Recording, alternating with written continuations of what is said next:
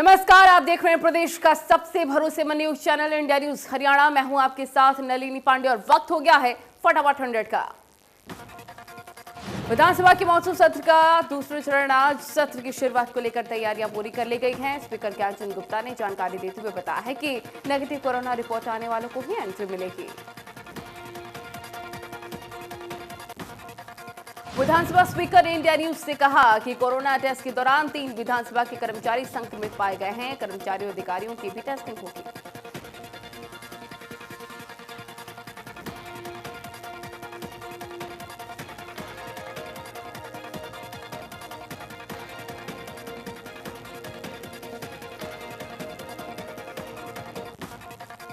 पांच नवंबर से शुरू हो रही सत्र को लेकर स्पीकर ने कहा कि पिछले अधूरे कामों को पूरा किया जाएगा। इस बार तारंगे 410 सवाल आए हैं, जबकि करीब 110 गैर तारंगे सवाल हैं। स्पीकर ने कहा है कि कॉलिंग अटेंशन और एडजस्टमेंट मोशन भी आए हुए हैं। स्पीकर ने कहा है कि 5 प्राइवेट मेंबर बिल भी रखे गए हैं, जिनको कानूनी सलाह के लिए LR में भेज दिया गया है। सीएम मनोहर लाल ने खरीफ फसलों की खरीद में लगे अधिकारियों को निर्देश जारी किए हैं।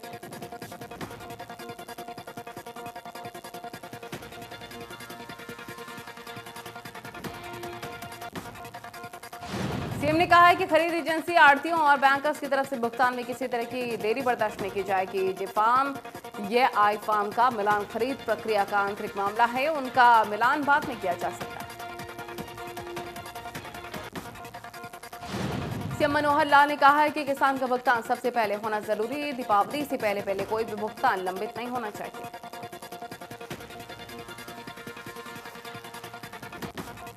फरीदाबाद में लव जिहाद की शिकार निकिता के घर उनके परिजनों से मुलाकात के लिए यूपी के विधायक संगीत सोम पहुंचे। संगीत सोम ने परिवार को हर तरह की मदद का आश्वासन दिया।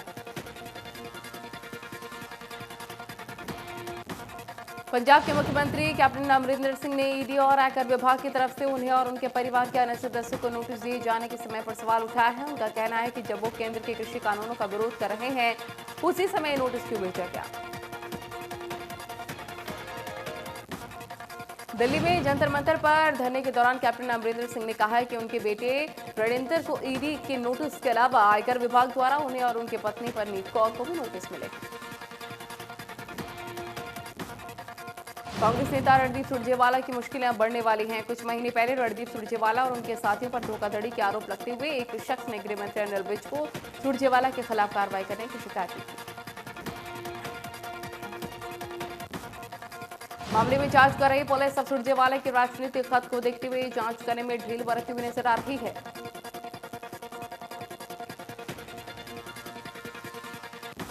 शिकायतकर्ता ने बताया कि उसे पुलिसकर्मियों ने मामला वापस लिए जाने के दस्तावेजों पर साइन करने के लिए कहा था, जिससे उसने इनकार कर दिया तो पुलिस उस पर दबाव बनाने लगी। कुरुक्षेत्र के रोडवेज की बस के जरिए अब राजधानी दिल्ली आने के लिए परेशान नहीं होना पड़ेगा। दिल्ली सरकार ने हरियाणा रोडवेज को अंदर आने की परमिशन दे दी है। इससे पहले सवारियों को दिल्ली बॉर्डर पर ही उतार दिया जाता था। कुरुक्षेत्र के हरियाणा रोडवेज का कहना है कि सवारियों को दिल्ली बॉर्डर पर ही उतार कर आना पड़ता। अब उन्हें दिल्ली सरकार ने परमिशन दे दी है। उन्होंने फैसले की तारीफ करते हुए कहा, हरियाणा रोडवेज गाइडलाइंस का पालन करेगी। सोनीपत में जहरीली शराब से लोगों की मौत का मामला लगातार तूल पकड़ रहा है। मीडिया के सामने एक शराबी ने सस्ती और अवैध शराब को लेकर कबूलनामा किया कि शहर के बाईपास रोड पर परचून की दुकान से लेकर कई जगह पर शराब बिक रही है।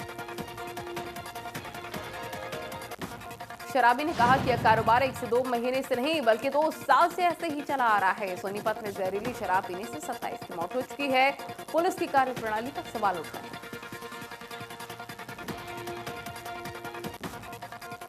रादौर के जितलाना क्षेत्र में ओवरलोड वाहनों पर शिकंजा कसने को लेकर बनाई चेकपोस्ट का इस्तेमाल तक नहीं हो रहा है। लाखों रुपए चेकपोस्ट को बनाने में खर्च किए गए हैं, जिसके चलते चेकपोस्ट बदहाल होने लगा है।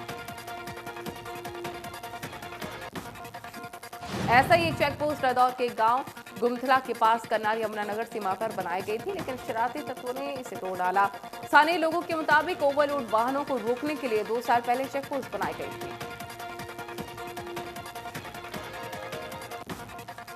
यमुनानगर जिले में 15 ऐसी चेक पोस्ट बनाई गई थी जिनका इस्तेमाल नहीं किया गया। लंबे वक्त तक काम में न लेने की वजह से चेक पोस्ट बदहाली की कगार पर।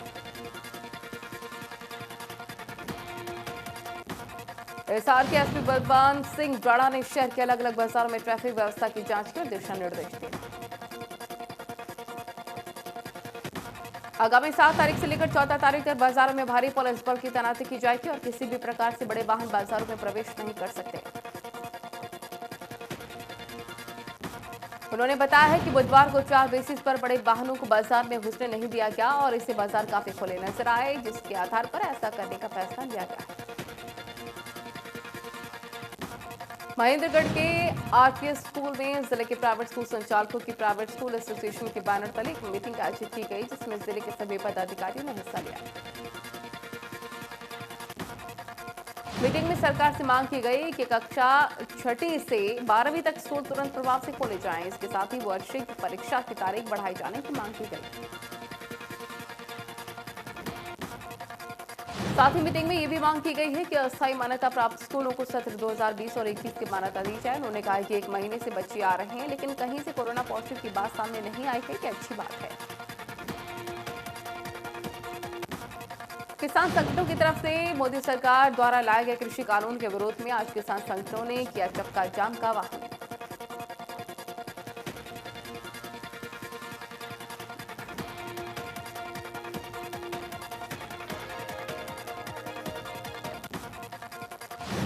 करनाल पुलिस ने सुरक्षा के मद्देनजर पुख्ता इंतजाम किए। एसपी गंगराम पुनिया ने कहा कि 6 कंपनियों को सुरक्षा के मद्देनजर तैनात किया गया है।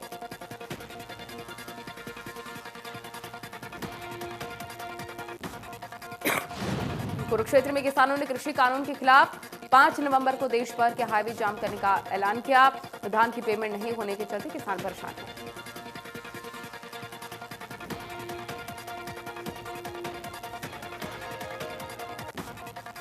भाजपा के हरियाणा प्रदेश अध्यक्ष गुरनाम सिंह चड़ूनी ने कहा है कि हाईवे जाम करने को लेकर तैयारियां हो चुकी हैं। किसानों ने 26 और 27 नवंबर को दिल्ली कूच करने की घोषणा की।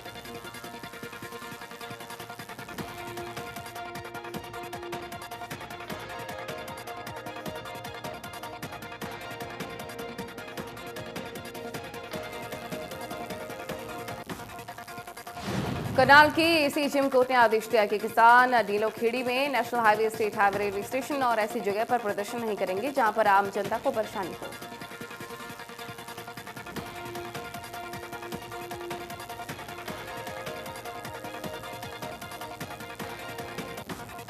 कोर्ट ने आदेश दिए कि जिस जगह पर किसान शांतिपूर्ण तरीके से प्रदर्शन कर सकते हैं, वो जगह करनाल का प्रशासन निर्धारित करेगा। एसीजेएम की कोर्ट की तरफ से आम जनता के हितों को ध्यान में रखते हुए ये फैसला लिया गया है।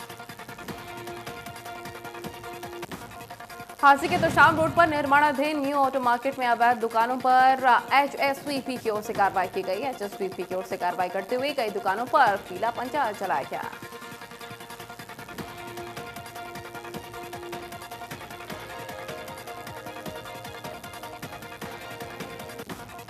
ऑटो मिस्त्रियों की ओर से टीम के खिलाफ विरोध करने की कोशिश भी की गई, लेकिन भारी पुलिस फोर्स की मौजूदगी के कारण वो विरोध नहीं कर पाए।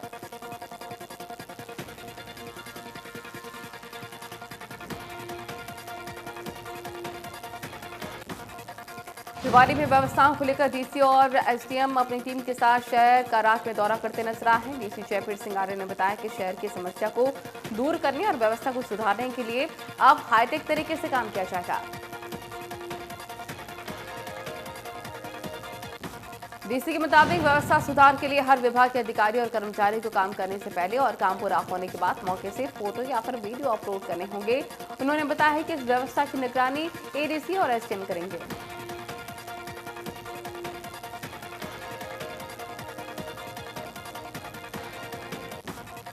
डीसी ने कहा कि किसी प्रकार की लापरवाही बरतने वाले अधिकारी और कर्मचारी को बख्शा नहीं जाएगा। उन्होंने साफ शब्दों में कहा है कि जो भी समझाने से नहीं समझेगा उसके खिलाफ बड़ी कार्रवाई होगी।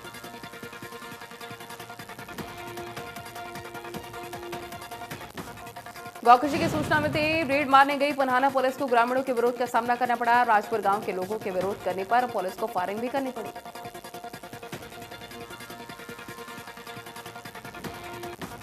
फायरिंग में 2 युवकों के अलावा एक पुलिस कर्मचारी और 2 मुखबिर घायल हो गए हैं। दोनों युवकों के पैर में गोली लगी है, जिन्हें आनंद फानंद में हॉस्पिटल पहुंचाया गया।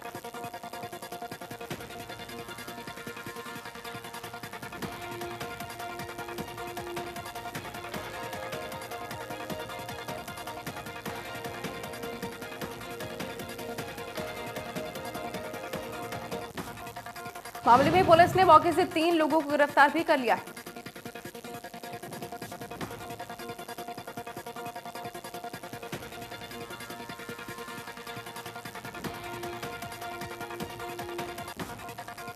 पंचकुला के रतेवाली गांव में पुलिस टीम पर पथराव हुआ है। अब पथराव का वीडियो भी सामने आ चुका है। दरअसल रतेवाली गांव के लोग माइनिंग के लिए जारी हुए लाइसेंस का विरोध कर रहे हैं।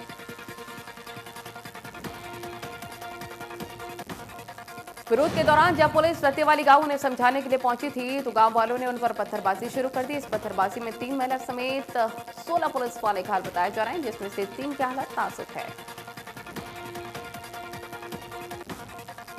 पंचकुला स्मारक ट्रस्ट के जिलाध्यक्ष केशव चौधरी ने लव जिहाद मामले में पीड़ित परिवार को उनके घर जाकर सांत्वना दी और लापता लड़की की सलामती और उसकी शीघ्र वापसी की कामना की।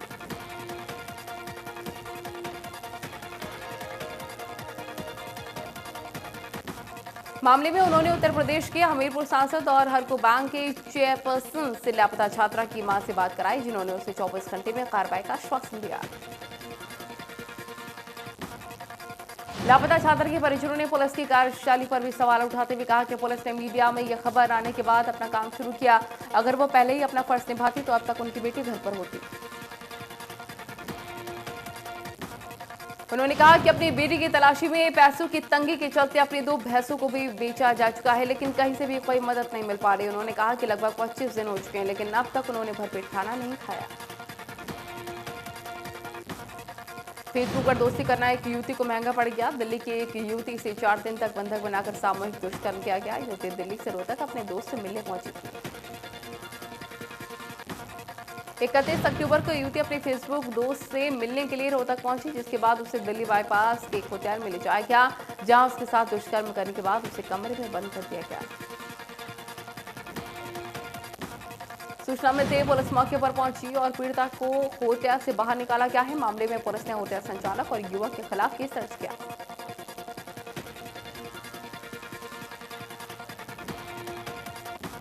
फतेहाबाद के भुना इलाके में पराली में मॉइस्चर मापने को लेकर फतेहाबाद बायो एलएलपी प्लांट के कर्मचारियों और ट्रैक्टर लेबर के बीच जमकर लाठी डंडे चले। हंगामे का वीडियो वायरल।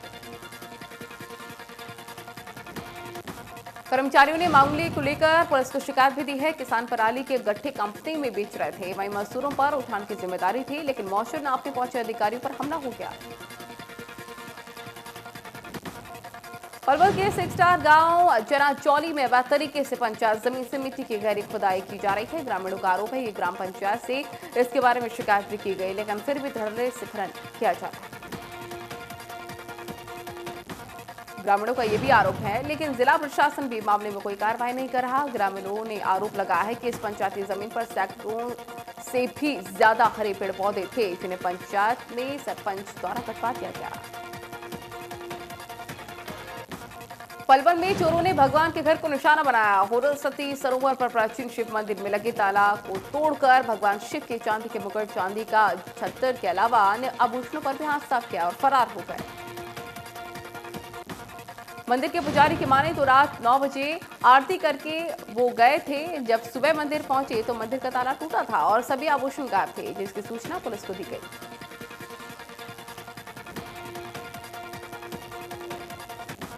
पलवल मिलार गेट के सामने 4 महिलाओं ने चोरी की घटना को अंजाम दिया है। महिलाओं ने ज्वेलरी दुकान से सोने की 4 चूड़ियों पर हाथ साफ कर लिया। महिलाओं की करतूत सीसीटीवी कैमरे में कैद हो गई। घटना की जानकारी मिलते ही पीड़ित ज्वेलर ने इसकी शिकायत पुलिस को दी। पुलिस ने आरोपी महिलाओं के खिलाफ मामला दर्ज कर लिया, जांच जारी है। रतला के गांव चारसा में जहरीली शराब पीने से एक शख्स की मौत हो गई। दूसरे शख्स को नाजुक हालत के चलते अस्पताल में भर्ती कराया गया। मौके पर पहुंची पुलिस ने परिजनों की शिकायत पर केस दर्ज किया। नोकीमाड़ी खेड़ा गांव के पास सड़क हादसे में 2 की मौत हो गई। सूचना मिलते ही पुलिस मौके पर पहुंची और दोनों शवों को पोस्टमार्टम के लिए भिजवाया। दोनों शख्स राजस्थान की तरफ थ्री व्हीलर में सवार होकर नूह की तरफ जा रहे थे। जैसे ही माड़ीखेड़ा गांव के पास पहुंचे तो एक गाड़ी ने सामने से आकर उन्हें टक्कर मार दी, जिसमें 2 लोगों की मौके पर मौत हो गई। गुआना के बिलबिलन गांव में एक शख्स की हत्या कर दी गई। बताया जा रहा है कि मृतक ठेके पर सेल्समैन का काम करता था।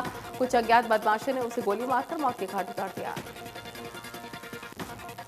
सूचना मिलते पुलिस मौके पर पहुंची और शव को पोस्टमार्टम के लिए भिजवा दिया। पीड़ित परिजनों को उनका कहना है कि उनका किसी के साथ कोई दुश्मनी नहीं है। फिलहाल पुलिस ने अज्ञात बदमाशों के खिलाफ मामला दर्ज कर लिया। दिल्ली में कोरोना के तेजी से नए मामले सामने आ रहे हैं। दिल्ली सरकार का ये मानना है कि ये कोरोना की तीसरी लहर है। अब सरकार ने इससे निपटने के लिए हाई लेवल मीटिंग बुलाई है। मुख्यमंत्री अरविंद केजरीवाल ने कहा है कि दिल्ली में कोरोना की तीसरी लहर को देखते हुए समीक्षा बैठक बुलाई गई है। बैठक में आईसीयू बेड, वेंटिलेटर और बेड पर चर्चा की जाएगी।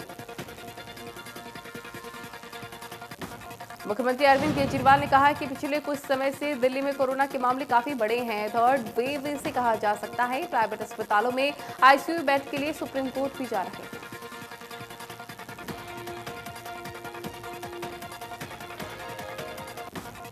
दिल्ली एनसीआर में प्रदूषण की घनी चादर छा गई है। प्रदूषण ने इतना बुरा हाल कर दिया है कि हर ओर धुंध ही धुंध नजर आ रही है। दिल्ली में हवा बेहद खराब से गंभीर श्रेणी में पहुंच गई है।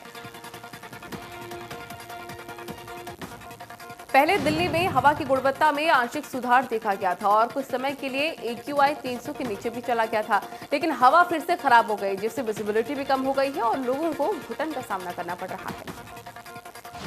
मौसम वैज्ञानिकों और डॉक्टरों ने आगाह किया है कि आने वाले दिनों में प्रदूषण और बढ़ सकता है। हवाओं की मंद गति और कम तापमान की वजह से प्रदूषण फैलने वाले तत्व सतह के करीब जमा हो जाते हैं, लेकिन हवा की गति तेज होने से इनके बिखरने में मदद मिलती है। गाजियाबाद के लोनी इलाके में गुरुवार सुबह AQI 635 तक पहुंच गया था। इससे खासकर बुजुर्गों और बच्चों को काफी तकलीफ होने लग गई। सांस लेने में परेशानी के साथ ही आंखों में जलन का सामना करना पड़ा। इससे पहले गाजियाबाद में AQI लेवल 600 था। इसके पहले गाजियाबाद का सबसे ज्यादा AQI लेवल 720 दर्ज किया गया था। अभी नवंबर की शुरुआत ही हुई है और दिवाली में 9 दिन बाकी है। ऐसे में आने वाले दिनों में प्रदूषण की स्थिति का सहज ही अंदाजा लगाया जा सकता है। फरीदाबाद में बढ़ते प्रदूषण की वजह से हवा पूरी तरह से जहरीली हो चुकी है। लोगों का कहना है कि सरकार और प्रशासन जब तक कारगर कदम नहीं उठाएंगे, तब तक हवा इसी तरह से जहरीली होती रहेगी। प्रदूषण का लोगों के स्वास्थ्य पर भी असर पड़ रहा है। सड़कों पर उड़ती धूल, प्रदूषण फैलाते वाहन इसके लिए काफी हद तक जिम्मेदार है। आंखों में जलन, सांस लेने में तकलीफ की शिकायतें आ रही हैं। देश में 24 घंटे में 50,465 नए केस मिले। 704 मरीजों ने करवाई जान। कोरोना के टोटल केसेस 63,63,000 के पार। महाराष्ट्र में कोरोना से एक दिन में हुई 300 मरीजों की मौत। कुल मौतों का आंकड़ा हुआ 44,000 से ज्यादा। अभी 1,12,912 की सेट है। तमिलनाडु में कोरोना से हाहाकार। एक दिन में 2,487 नए मामले। अभी 19,154 से ज्यादा केस एक्टिव। अब तक 11,244 से ज्यादा की मौत। उत्तर प्रदेश में कोरोना से लोगों का बुरा हाल। एक दिन में मिले हैं 2,167 नए मामले। अब तक 4,59,722 से ज्यादा मरीज रिकवर। 22,676 case active. राजस्थान में कोरोना के 16,000 से ज्यादा केस एक्टिव हैं। एक दिन में 1,770 नए केस सामने। मरीजों का आंकड़ा हुआ 2 लाख के पार। दिल्ली में लगातार बढ़ रहा है कोरोना का आंकड़ा। 24 घंटे में सामने आए 6,442 केसेस। 51 की मौत हो गई। 37,000 से ज्यादा एक्टिव केस। आंध्र प्रदेश में एक दिन में आए कोरोना के 2,477 मामले। मरीजों का आंकड़ा हुआ 8,33,000 के पार। 21,000 से ज्यादा केस एक्टिव। प्रदेश में कोरोना के 1,952 नए मामले सामने आए हैं। कोरोना के 1,161 मरीजों को रिकवर होने के बाद भेजा गया घर। कोरोना के कारण 19 की मौत। गुरुग्राम में कोरोना के 611 नए मामले सामने आए हैं, जबकि 342 लोगों को रिकवर होने के बाद घर भेजा गया। कोरोना के कारण 3 और लोगों की मौत हो गई। अब तक 219 लोगों की मौत हो चुकी है। फरीदाबाद में कोरोना के 359 नए मामले। 238 कोरोना मरीजों को रिकवर होने के बाद घर भेजा गया। कोरोना के कारण 4 लोगों की मौत हो गई। अब तक 255 की मौत। सिरसा में भी देखा गया कोरोना के कहर। कोरोना के 105 नए मामले, 40 कोरोना मरीजों को डिस्चार्ज किया गया। अब तक कोरोना के 80 लोगों की मौत हो चुकी है। नू में बीते 24 घंटे में 6 नए मामले सामने, 4 मरीजों को रिकवर होने के बाद घर भेजा जा चुका है। इसके अलावा अब तक जिले में कोरोना से 26 की मौत।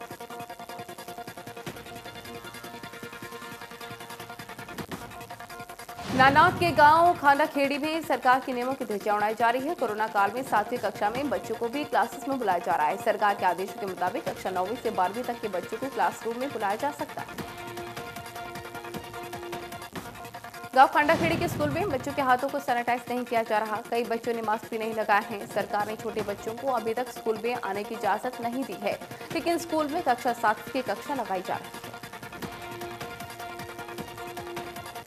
पूरी दुनिया में कोरोना के आंकड़े हुए 4 करोड़ 84 लाख के पार। अब तक 12 लाख से ज्यादा मरीजों ने गंवाई जान। पूरी दुनिया में अब तक 1 करोड़ 25 लाख के पार कोरोना के एक्टिव केस। अमेरिका में कोरोना ने जमकर तबाही मचाई। कुल मरीजों की संख्या 98 लाख के पार। अब तक 62,92,000 से ज्यादा मरीज रिकवर। कोरोना के मामले में पूरी दुनिया तीसरे नंबर पर ब्राजील है। अब तक 1,61,000 से ज्यादा मरीजों ने कोरोना के चलते गंवाई जान। कुल मरीजों की संख्या 55,90,000 के पार। अर्नब गोस्वामी की गिरफ्तारी की एडिटर्स गिल्ड ऑफ इंडिया ने निंदा की है। एडिटर्स गिल्ड ने मुंबई पुलिस की कार्रवाई को मीडिया के काम में बाधा पहुंचाना बताया है। अर्नब के साथ सम्मानजनक बर्ताव की मांग की गई है। आपको बता दें कि रिपब्लिक टीवी के editor in chief Arnab Goswami को मुंबई पुलिस ने गिरफ्तार कर लिया है। अर्नब को 2 साल पुराने एक मामले में गिरफ्तार किया गया है, जिसमें अर्नब पर खुदकुशी के लिए उकसाने का आरोप था। यह केस बंद हो चुका था, लेकिन इसे दोबारा खोलकर मुंबई पुलिस ने आनन फानन में अर्नब को उनके घर से उठाया। तो सरकार और प्रशासन की शक्ति का दुरुपयोग है। एडिटर्स गिल्ड ऑफ इंडिया ने मुंबई पुलिस की इस कार्रवाई की कड़ी निंदा की है और केंद्र सरकार से कई मंत्रियों ने आपत्ति जाहिर की। अमेरिकी राष्ट्रपति डोनाल्ड ट्रंप ने वोटों की गिनती पर उठाए सवाल। उन्होंने पहले इसके लिए ट्वीट भी किया और फिर इंस्टाग्राम और फेसबुक पर भी पोस्ट किया। पहले ट्विटर ने ट्रंप के ट्वीट को ब्लॉक कर दिया। डेमोक्रेट्स की ओर से उम्मीदवार जो कि बाइडेन को माइन में जीत मिली है। यहां पर कुल 4 इलेक्टोरल वोट हैं, इसमें से 3 डेमोक्रेट्स के खाते में गए हैं। राज्य के इतिहास में पहली बार ऐसा हुआ है कि जब इलेक्टोरल वोट 2 पार्टियों में बांटे गए हैं। वोटों की गिनती के बीच अमेरिकी राष्ट्रपति डोनाल्ड ट्रंप ने देश को संबोधित भी किया। डोनाल्ड ट्रंप ने कहा कि मैं अमेरिकी लोगों का शुक्रिया अदा करना चाहता हूं। लाखों लोगों ने हमारे लिए वोट किया है। कुछ लोग हमारे वोटों को प्रभावित भी करना चाहते हैं। डोनाल्ड ट्रंप बोले कि वोटों की गिनती में कई जगहों पर फ्रॉड भी हो रहा है, लेकिन हम चुनाव जीतेंगे। हम लोग सुप्रीम कोर्ट जाएंगे और वोटों को रोकने की मांग करेंगे। हम चुनाव जीत चुके हैं और मैं अपने वोटरों का शुक्रिया अदा करना चाहता हूं।